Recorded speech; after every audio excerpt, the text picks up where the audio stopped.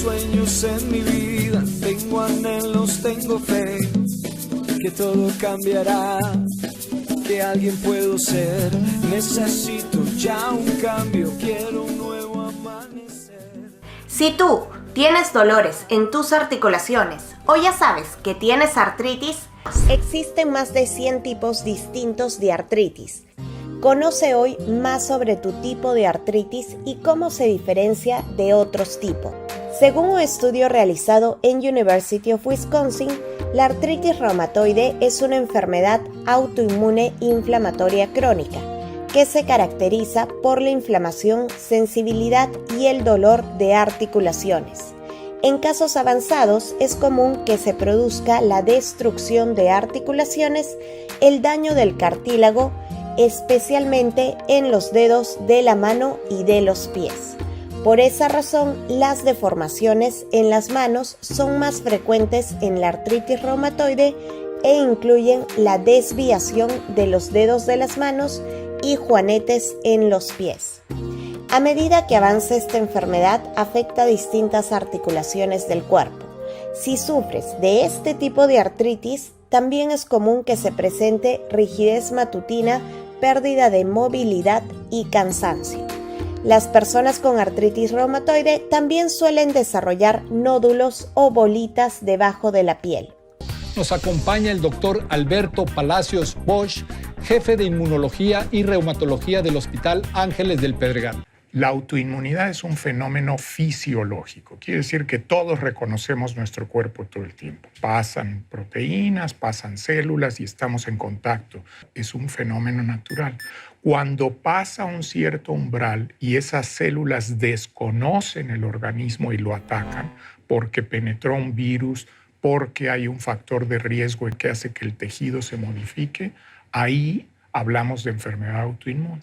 Las enfermedades no autoinmunes, reumáticas, como la osteoartrosis, es una enfermedad enormemente frecuente en la población mayor de 60 años. 60% de los pacientes con 60 años la tienen, 70 a los 70, grosso modo 80%.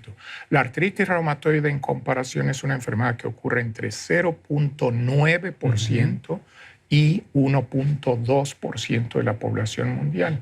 Una enfermedad que puede empezar desde los 4 o 5 años de edad y presentarse tan tarde como los 72, 75 años de edad, con un grupo habitual entre los 18 y los 45. Esa es nuestra población de alto riesgo. Doctor Javier Merayo, médico reumatólogo.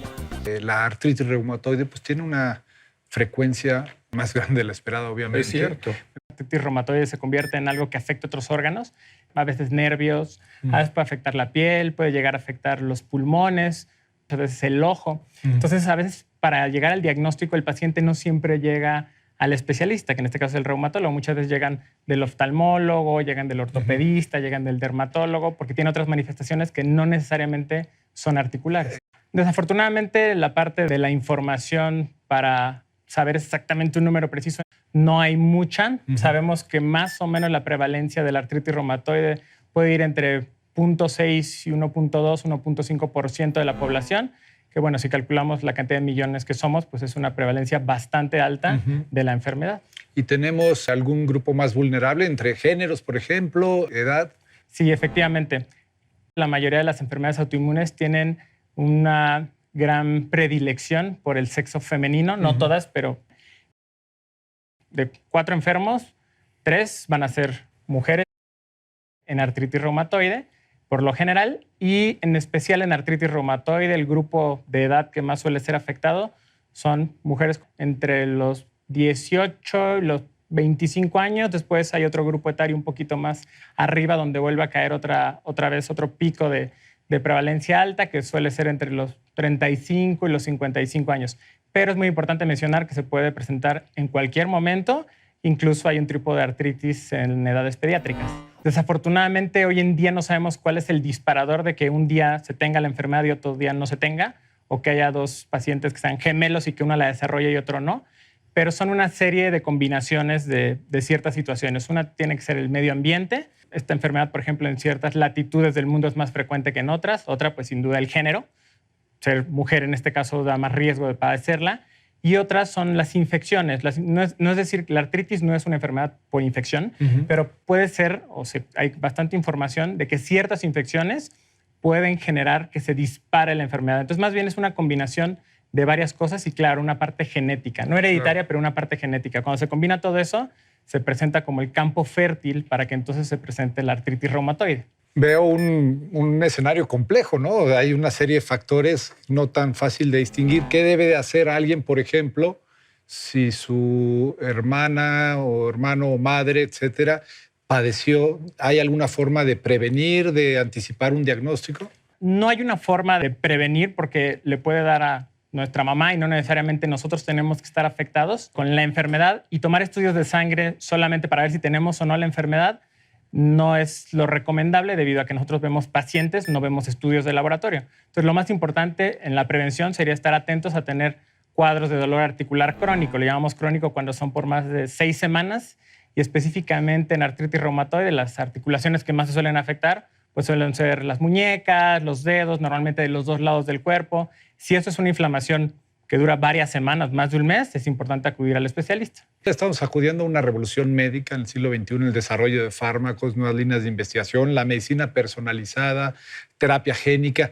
Todas estas nuevas líneas tienen o tendrán, desde tu perspectiva, un impacto en el tratamiento o control de esta enfermedad. La artritis reumatoide es una de las enfermedades que más ha cambiado en su tratamiento probablemente en los últimos 10 o 15 años.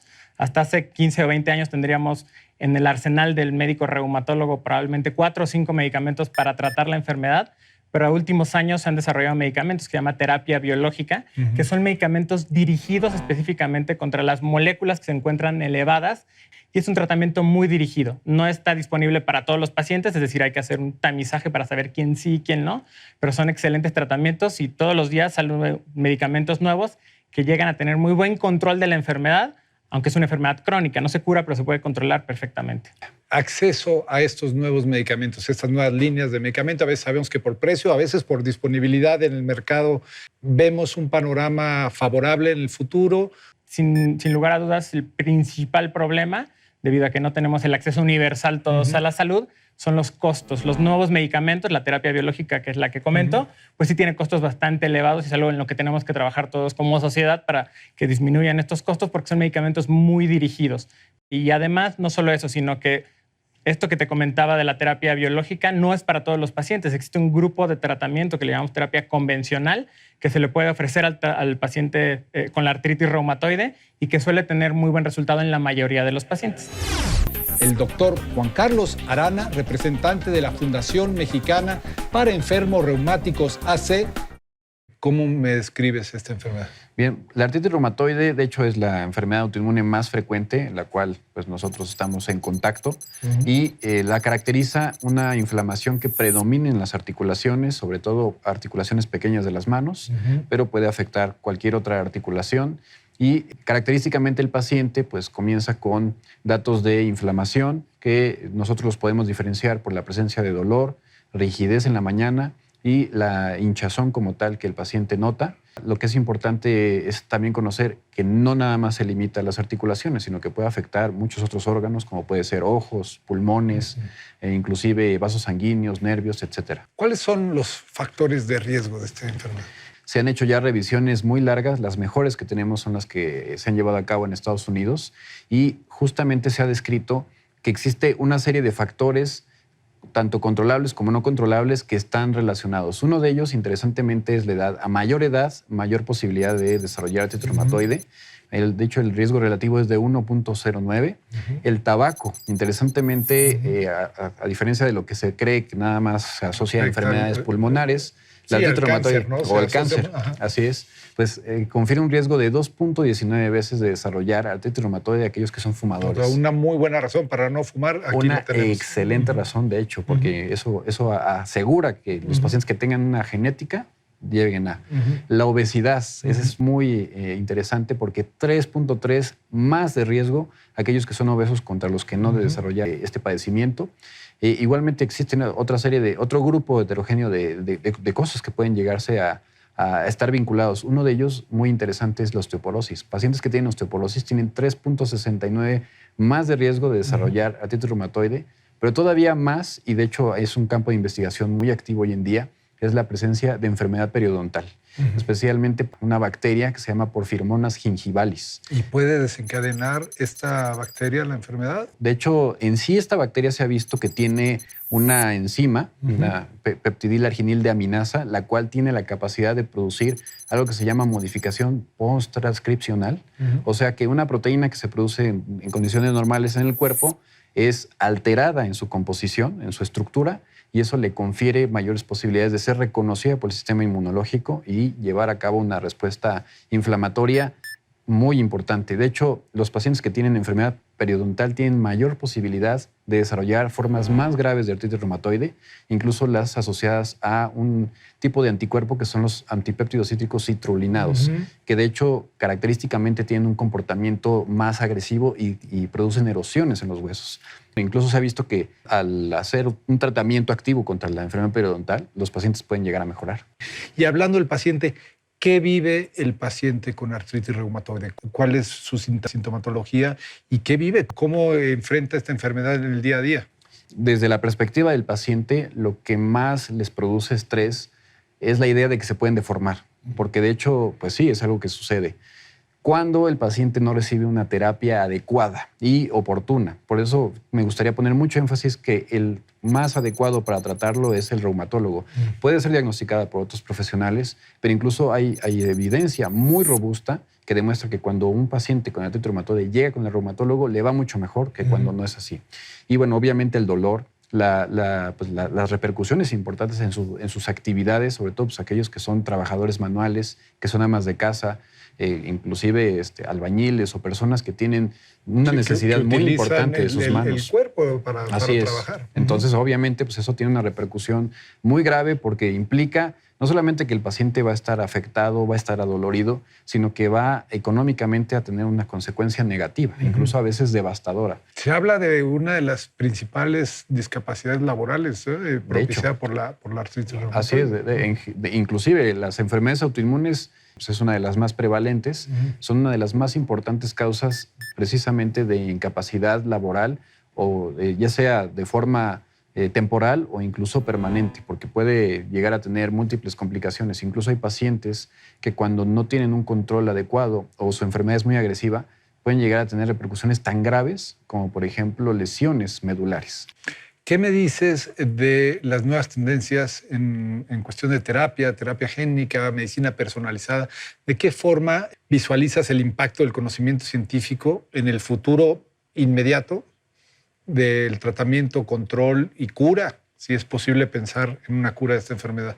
Pues hacia allá es a donde apuntan las cosas y ojalá que efectivamente llegue un punto en que sepamos, este paciente lo detectamos rápida o tempranamente, le modificamos estos genes de susceptibilidad y podemos cambiar las cosas. Sin embargo, hoy por hoy sabemos que la artritis reumatoide en realidad es poligénica, no tiene un solo gen, ¿no?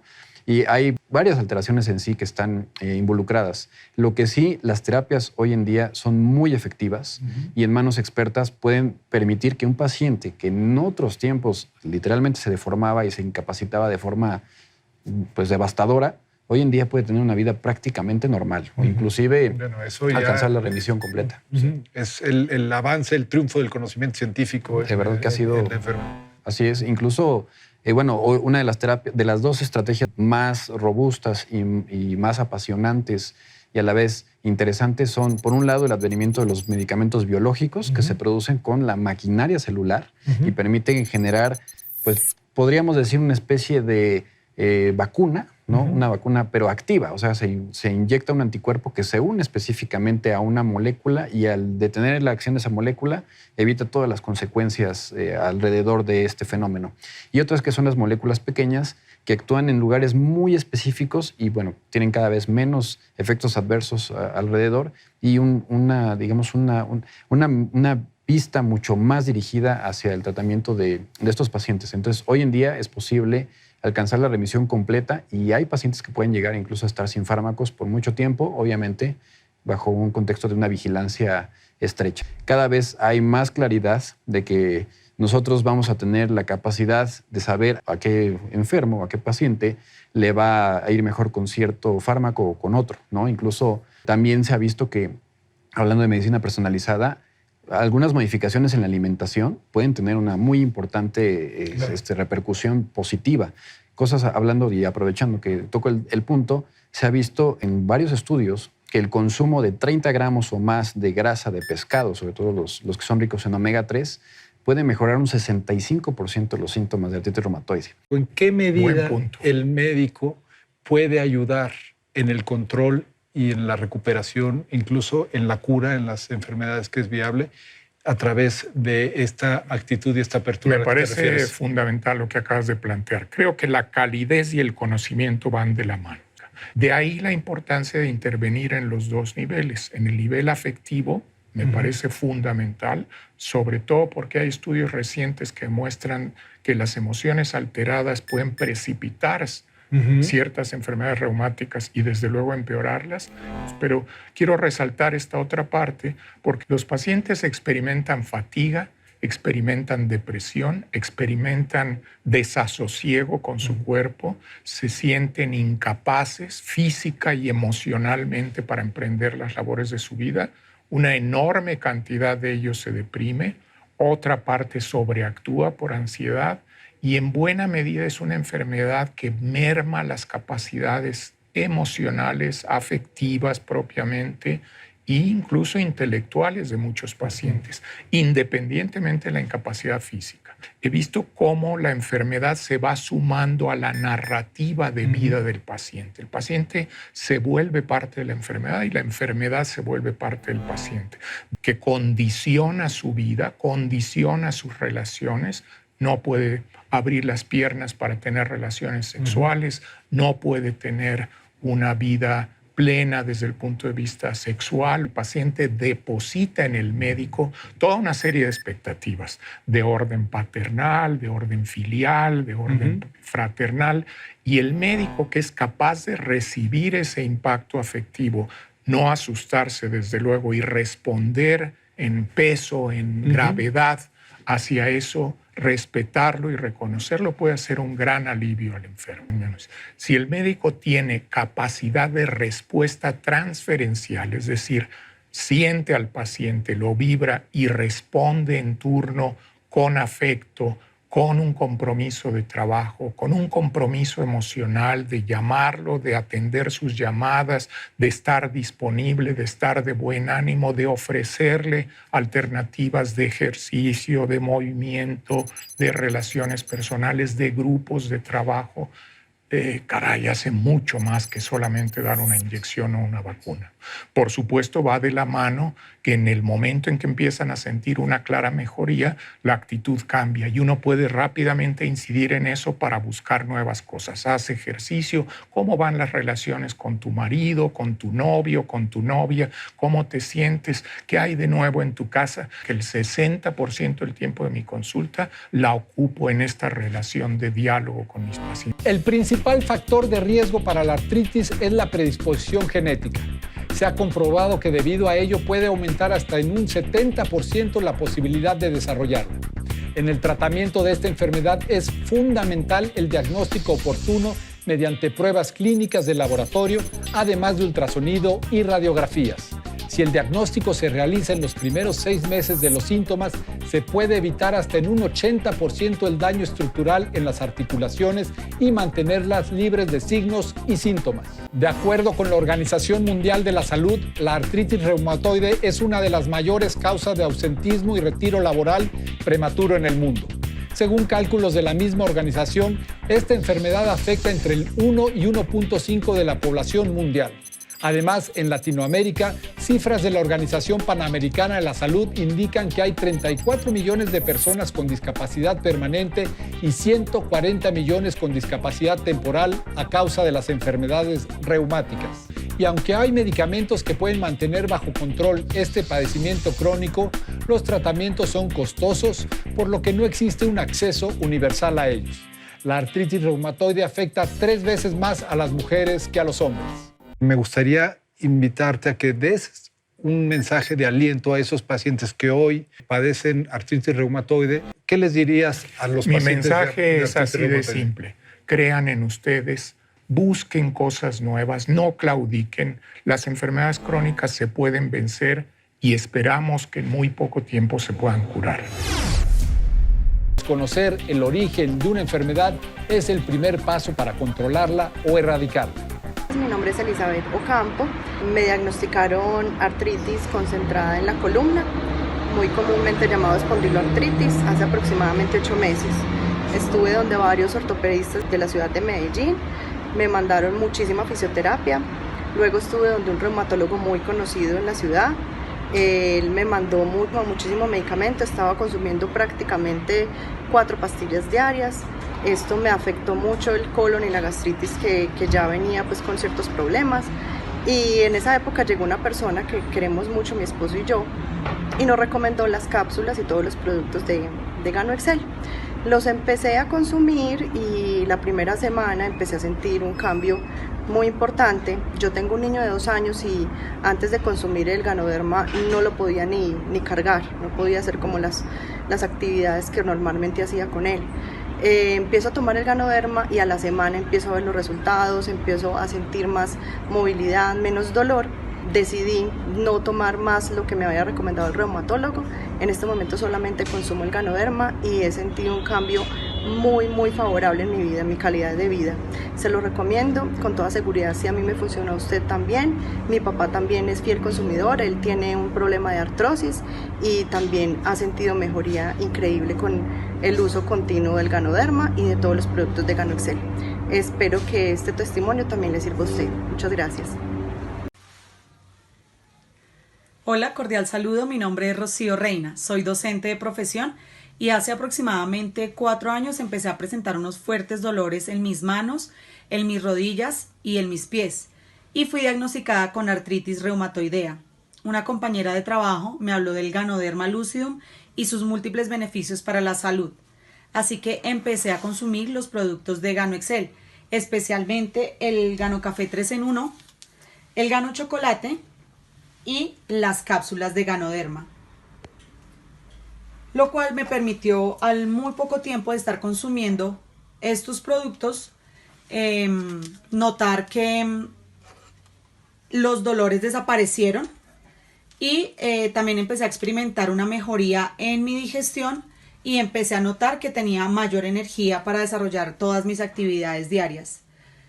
No tuve que acudir a ningún tratamiento de los que me proponían en la EPS ni a tomar analgésicos. Así que desde ese momento no dejo de consumir los productos y en mi casa no faltan porque toda mi familia también consume los productos de GanoExcel. Muchas gracias. Quiero hablar el día de hoy acerca de las propiedades medicinales del hongo Ganoderma lucidum.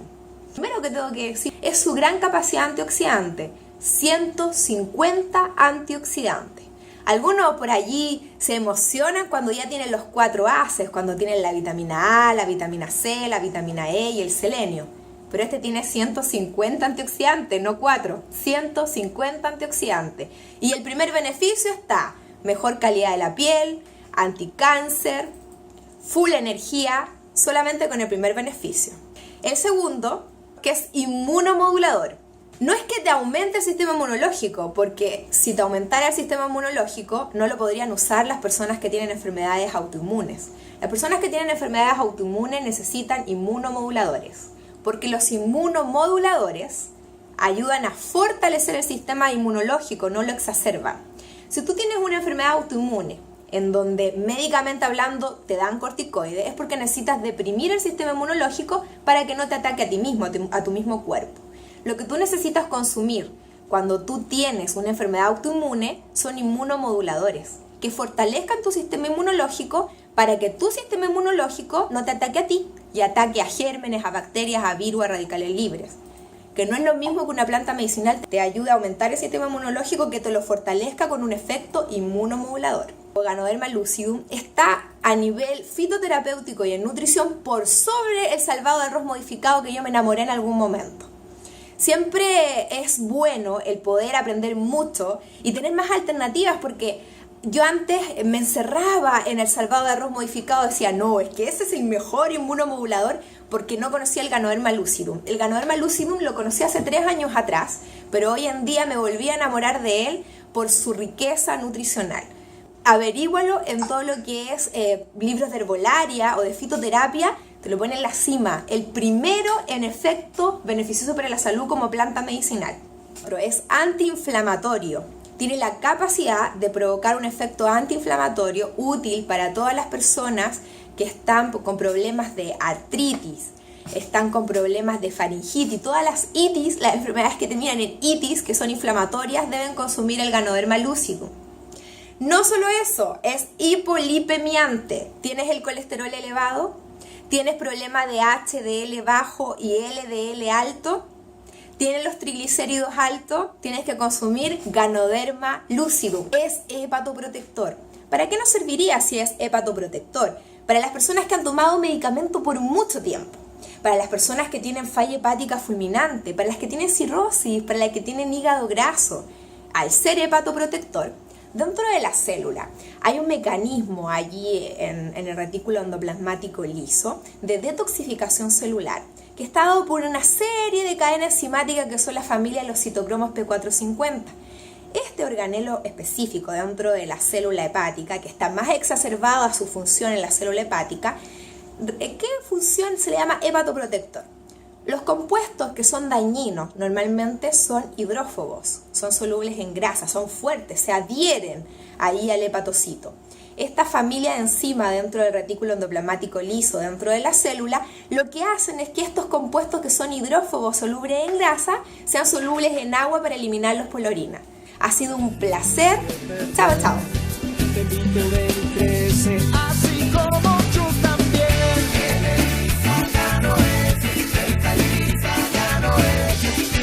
La gente ya lo dice y lo vive en Ganoense.